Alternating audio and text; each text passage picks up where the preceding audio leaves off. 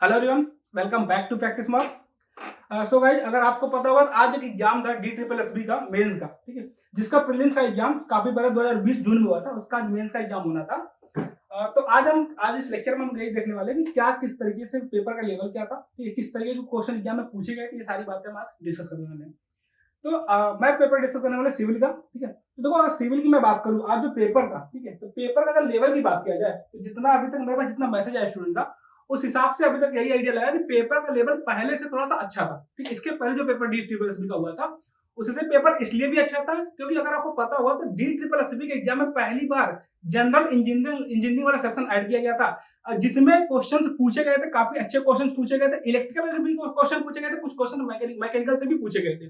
तो इसलिए इसका अगर आप देखो ओवरऑल अगर बात किया जाए कि अगर कैसा पेपर था, लेवल की बात किया जाए तो एक आप बोल सकते हो मीडियम से टफ लेवल बोल सकते हो, जो जनरल इंजीनियरिंग वाला सेक्शन था। लेकिन अगर मैं बात करूं स्पेशली जो सिविल इंजीनियरिंग वाला पोर्शन था, सिविल इंजीनियरिंग वाले पोर्शन में क्वेश्चंस का लेवल बहुत टफ नहीं था। थोड़ा सा न्यूमेरिकल थे, बट इजी न्यूमेरिकल थे, बहुत टफ नहीं बोल सकते हो। ठीक है, तो अगर मैं स्पेसिफिक सब्जेक्ट की बात करूं, ठीक है, तो जहां तक मेरे पास जो मैसेज आया उसमें अगर मैं बात करूं इंजीनियर सिविल की बात करूं तो उसमें जो सबसे ज्यादा क्वेश्चन थे वो सोम के थे। ठीक है, तो सोम का कुछ न्यूमेरिकल बेस्ड क्वेश्चन थे और कुछ थ्योरेटिकल क्वेश्चन भी थे। फिर अगर आप देखोगे तो बीएमसी का भी एक अच्छा वेटेज था। उसके बाद आप फ्लूइड मैकेनिक्स की बात करो, फ्लूइड से भी काफी अच्छे क्वेश्चन पूछे गए थे। फ्लूइड में भी स्पेसिफिकली जो हाइड्रोलिक्स वाला पार्ट था वहां से क्वेश्चन ज्यादा थे, और फ्लूइड के जो पहले वाले पार्ट है, ठीक है, वहां से क्वेश्चन काफी कम पूछे गए थे, नहीं के बराबर क्वेश्चन थे। हाइड्रोलिक्स वाले पोर्शन से क्वेश्चन पूछा गया था, ओसीएफ से क्वेश्चन नहीं थे। दो क्वेश्चन अगर आप रखना चाहते हो तो रख सकते हो, दो क्वेश्चन सीएजी कांस्टेंट पे थे, जिसमें आपको एक क्वेश्चन में अगर आपको ध्यान होगा तो एक क्वेश्चन में आपको डिस्चार्ज निकालना था, एक क्वेश्चन में क्यू की वैल्यू निकालनी थी, और एक क्वेश्चन में आपको निकालना था वेलोसिटी की वैल्यू। ठीक है, तो और एक और बात देखो ना, ये जो दोनों क्वेश्चन थे दोनों सेम ही क्वेश्चन था। अगर आपको ध्यान होगा तो दोनों में आर की वैल्यू पता क्या, कि अगर मैं बात करूं इसमें भी चेजी कांस्टेंट दिया होगा, सी इंटू आर एस इंटू ए लगाना था। ठीक है, एक और क्वेश्चन जिसमें आपसे वेलोसिटी पूछा गया था, वहां पे भी सेम फॉर्मूला यूज करना था, सी अंडर रूट आर एस का। ठीक है, और अगर दोनों में आपको ध्यान होगा ना तो आर की वैल्यू दोनों में 1 आ रहा था। ठीक है, जो भी कुछ तो विड्थ की वैल्यू कितना था, विड्थ की वैल्यू शायद 2 दिया हुआ था, और वाई की वैल्यू कितना दिया था, वाई की वैल्यू 2 दिया हुआ था। ठीक है, यहाँ से अगर आप आर की वैल्यू निकालोगे तो आर की वैल्यू शायद 1 आ रहा था। ठीक है, और वहां से सिंपल आप क्यू और वी की वैल्यू निकाल सकते थे। तो ऐसे कुछ सिंपल न्यूमेरिकल थे फ्लूइड से भी। और अगर मैं बात करूं फ्लूइड में अगर और क्वेश्चन की बात किया जाए तो हाइड्रोलिक से कुछ क्वेश्चन थे, जिसमें आपसे टरबाइन से रिलेटेड क्वेश्चन पूछा गया था। टरबाइन में भी अगर आप देखोगे तो एक तो क्वेश्चन था जिसमें कुछ हेड डिफरेंस बन रहा था, वहां पर अगर आपको ध्यान होगा तो कुछ एक क्वेश्चन था जिसमें आप देखोगे तो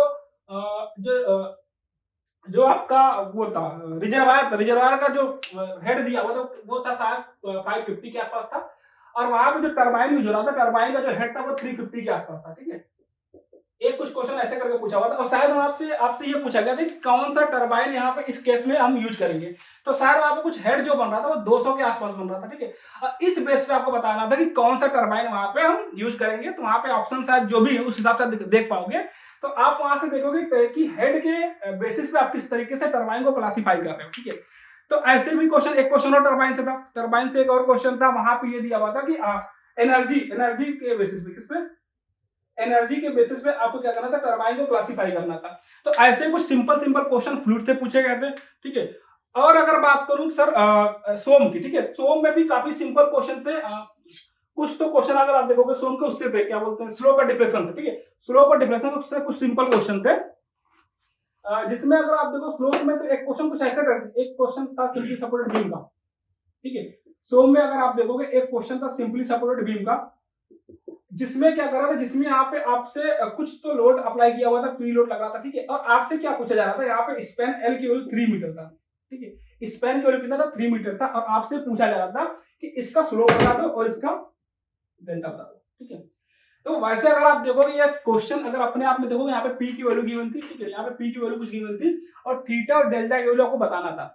बट यहाँ पे एक सबसे जो स्मार्ट अप्रोच था, यहाँ पे अगर आप देखोगे वहां पे तो जो ऑप्शन दिए हुए थे, 4 ऑप्शन यहाँ पे गिवन थे, इस 4 ऑप्शन में अगर आपको थीटा और डेल्टा पूछा गया था, और सिंपली सपोर्टेड बीम का थीटा अगर आपको पता होगा, थीटा कितना होता है, इसका थीटा था P L square upon 16 EI, और इसका जो डेल्टा होता है कितना होता है, ये डेल्टा होता है P L cube upon 48 EI। ठीक है, अब इसमें आपसे अलग से वैल्यू गिवन था, किसका, ई का वैल्यू अलग गिवन था, आई का वैल्यू गिवन था, सारे डेटा आपको गिवन थे, और थीटा और डेल्टा का वैल्यू आपको बताना था। ठीक है, बट अगर आप यहीं पे अगर आप थोड़ा सा अगर आप ऑप्शन अप्रोच से जाओगे ना, तो तो आपको ये दिखेगा केवल एक ऑप्शन ऐसा था जिसमें थीटा और डेल्टा की वैल्यू सेम थी, और सेम होगा और वही ऑप्शन सही था। क्यों सही था देखना, कि मैं आपसे बोला आपसे थीटा की वैल्यू पूछा गया और डेल्टा की वैल्यू आपको बतानी है, ठीक है। तो आप देखो इस फार्मूले में डिफरेंस कितना है, इस फार्मूले में क्या करना था, अगर आप इस फार्मूले में, ठीक है, अगर आप इस फार्मूले में मल्टीप्लाई करो तो किससे, L अपॉन 3 से, अगर इस फार्मूले में आप L अपॉन 3 से मल्टीप्लाई करोगे तो ये नीचे वाला फार्मूला निकल के आएगा, ठीक है।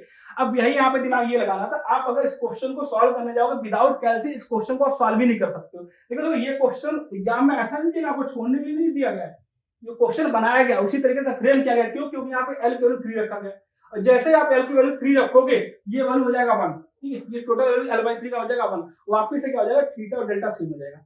तो ऑप्शन इस तरीके से एग्जाम में फ्रेम किया जाता है कि आप क्या कर पाओ, ऑप्शन देख के ऑप्शन को ऑब्जर्व करके आप आंसर निकाल सकते हो। हर बार आपको ये नहीं करना है कि आपको हर बार पेन चलाना है, हर बार हर क्वेश्चन को सॉल्व ही करना है, इसको आप सॉल्व नहीं कर सकते बिना कैलसी। लेकिन अगर आपको ये चीज अगर आप ये ऑब्जर्व करोगे कि L/3 की वैल्यू अगर 1 होगा तो थीटा और डेल्टा सेम होगा, और इस केस में आपको वहां पे केवल एक ही ऑप्शन ऐसा सही था। तो इसी तरीके से मुझे ध्यान है कि वहां पे एक और क्वेश्चन पूछा गया था आपसे, एक कैंटिलीवर बीम था, ठीक है, एक कैंटिलीवर बीम था, और यहाँ पे फ्री एंड पे कोई तो फोर्स P लग रहा था, ठीक है, कोई तो फोर्स यहाँ पे P लग रहा था। आपसे ये पूछा गया था कि मैक्सिमम शियर फोर्स कहाँ पे होगा। सिंपल क्वेश्चन है, आपको पता है कि अच्छा नहीं, ये फ्री एंड पे शायद यूनिफॉर्मली डिस्ट्रीब्यूटेड था, यूडीएल था, यहाँ पे यूनिफॉर्मली डिस्ट्रीब्यूटेड लोड था, यूडीएल था। आपसे सिंपल पूछा गया था कि किस पॉइंट पे शियर फोर्स मैक्सिमम होगा, तो आप सभी को पता होगा, ये सिंपल सवाल है, ठीक है। तो शियर फोर्स कहाँ पे मैक्सिमम होगा, फ्री एंड पे मैक्सिमम होगा। तो देखो इस टाइप को जो सिंपल जो क्वेश्चंस है, ये सारे क्वेश्चंस अगर आप देखोगे तो थोड़ा सा अगर आप कंपेयर करोगे तो एसएससी जेईई का जो लेवल है उससे थोड़ा सा टफ लेवल बता सकते हो, ठीक है, उससे थोड़ा सा ज्यादा लेवल का है। लेकिन अगर ऐसे क्वेश्चन ऐसा नहीं, ऐसा क्वेश्चन एसएससी जेईई में नहीं पूछा गया। देखो जेईई में भी आप कोई भी अगर जेईई का एग्जाम दोगे तो ऐसे क्वेश्चन आपको एग्जाम में मिल जाते हैं। बट हाँ, थोड़ा सा आप बोल सकते हो न्यूमेरिकल का वेटेज थोड़ा हाई था, ठीक है, थोड़ा सा अगर आप बोलोगे कि न्यूमेरिकल का वेटेज थोड़ा हाई था। क्योंकि देखो अगर एक और क्वेश्चन मुझे ज्यादा याद आ रहा है, एक क्वेश्चन और था, ठीक है, जिसमें आपको सिंपल एसएफडी और बीएमडी का डायग्राम बना हुआ था, और आपसे वहां पे सिंपल क्या पूछा था, एक तो किसी एक पॉइंट पे मोमेंट की वैल्यू पूछी गई थी, बेंडिंग मोमेंट की वैल्यू, तो वो भी न्यूमेरिकल था। बट हाँ, वो सिंपल ही था क्योंकि वहां पे डायग्राम में सीधे दिख रहा था कि बेंडिंग मोमेंट की वैल्यू कितनी होगी, ठीक है। तो इस तरीके से क्वेश्चन पूछे गए। बीएमसी से काफी क्वेश्चन थे, ठीक है। बीएमसी में अगर आप देखोगे तो एक क्वेश्चन था कि कितने हाइट से आप कंक्रीट ड्रॉप करने के बाद आपको सेग्रीगेशन देखने को नहीं मिलेगा, एक क्वेश्चन इस पे था। तो ये सारे क्वेश्चन जो है ना, ये सारे क्वेश्चन जो थ्योरेटिकल वाले क्वेश्चन, वो कहीं ना कहीं अगर आप देखोगे तो प्रीवियस एग्जाम से पूछे जा चुके हैं। तो इस तरीके से आप बोल सकते हो कि पेपर का जो लेवल है, तो थ्योरेटिकल का जो वेटेज था उस हिसाब से थोड़ा सा पेपर बोल सकते हो कि हाँ थ्योरेटिकल वाले क्वेश्चन थोड़े इजी थे, बट न्यूमेरिकल की वजह से वहां पे क्वेश्चन थोड़े टफ हो जा रहे थे। क्यों, क्योंकि एक सबसे बड़ा जो डिफिकल्टी वाला पार्ट था वो ये था कि यहाँ पे जो पेपर थे वो सेक्शन वाइज डिवाइड किए गए थे, ठीक है। और हर सेक्शन टोटल आप देखोगे A1 से लेके A6 तक, ये तो 6 सेक्शन ये डिवाइड थे, ठीक है। इसके बाद थे कितने, B1 से लेके B1, B2 और B3, इस तरीके से सेक्शन डिवाइड किए गए थे, ठीक है। इस तरीके से सेक्शन डिवाइड किए गए थे। इसमें अगर आपको पता होगा इन सारे सेक्शन में देखो DSSB, मैं वापस से बात बता रहा हूं, मैंने इसके पहले प्री वाले एग्जाम में भी बताया था कि जो DSSB का सारा खेल है वो टाइम मैनेजमेंट का खेल है। क्यों है, आप सुनना। इसमें क्या था कि आपको पता होगा सारे हर सेक्शन में एक तो इस तरीके से कितने सेक्शन थे, A से लेके A5 तक थे, ठीक है, A से लेके A5 तक थे। और इसमें सारे सेक्शन में 20 नंबर ऑफ क्वेश्चन थे, और लास्ट वाले सेक्शन कितने, तो लास्ट वाले सेक्शन में 10 क्वेश्चन थे, ठीक है। और जो सबसे बड़ा इसमें डिसएडवांटेज ये था कि आप जिस सेक्शन को एक बार अटेम्प्ट कर लिए, ठीक है, आपको सेक्शन वाइज चलना है, पहली बात। और दूसरी बात, आप जब एक बार सेक्शन को अटेम्प्ट करने लग गए तो आप एक बार सबमिट करने के बाद वापस उस सेक्शन पे वापस नहीं जा सकते हो। तो इसका मतलब आपको टाइम मैनेजमेंट इस हिसाब से रखना, मतलब पेपर शुरू करने से पहले आपके माइंड में ये क्लियर होना चाहिए कि आपको किस सेक्शन में कितना टाइम देना है। क्योंकि सबसे ज्यादा इंपॉर्टेंट ये है कि आप जिस सेक्शन को एक बार कंप्लीट कर दोगे, जब आप उसको सबमिट कर दोगे वापस से उस सेक्शन में रिटर्न नहीं आ सकते हो। इसलिए आपको ये करना है कि टाइम इस तरीके से डिवाइड करना कि आप सारे सेक्शन अटेम्प्ट भी कर पाओ। और क्या करना था इसमें ये था कि किसी को अगर आप किसी क्वेश्चन में फंस उसको छोड़ना, ठीक है, क्योंकि आपको ध्यान रखना है कि अपने टाइम में आपको B3 तक पहुंचना, लास्ट तक, ठीक है। तो ये एक डिसएडवांटेज था। काफी स्टूडेंट के साथ ये आया कि उन्होंने उनका सेक्शन ही काफी किसी के साथ ये दिक्कत है, उन्होंने पूरा सेक्शन ही अटेंड नहीं कर पाया, ठीक है। और मैंने ये बात आपको पहले बताया भाई कि देखो कि आपको कुछ क्वेश्चन छोड़ने पड़ा, छोड़ो कोई दिक्कत नहीं, क्योंकि आपको सारे सेक्शन अटेंड करना इंपॉर्टेंट था। तो जिन्होंने पूरा क्वेश्चन अटेम्प्ट किया होगा तो उनके लिए ये पेपर बहुत सही हुआ होगा। और इसका मैं बताऊं, कट ऑफ की बात करूं, कट ऑफ पे तो अभी बहुत ज्यादा कुछ मेंशन नहीं कर सकते हो, बट कट ऑफ बहुत हाई नहीं जाएगा क्योंकि बहुत ज्यादा स्टूडेंट नहीं थे। मुझे लगता है कि 4000 4,500 स्टूडेंट थे यहाँ पे मेंस में, तो आप बोल सकते हो क्राउड बहुत कम था, ठीक है। तो उस हिसाब से कट ऑफ बहुत हाई नहीं जाना चाहिए। और काफी स्टूडेंट ऐसे हैं जिन्होंने पूरे पेपर अटेम्प्ट नहीं कर पाया। तो अगर आप केवल पूरा पेपर अगर आप अटेम्प्ट के लिए हो, ठीक है, तो आप बोल सकते हो आपका एक अच्छा अटेम्प्ट है, ठीक है। बाकी आप देखते हैं किस तरीके से रिजल्ट आता है, उसके बाद ही पता चलेगा क्या कट ऑफ जाएगा, क्योंकि ये पेपर हर बार से थोड़ा सा अलग है।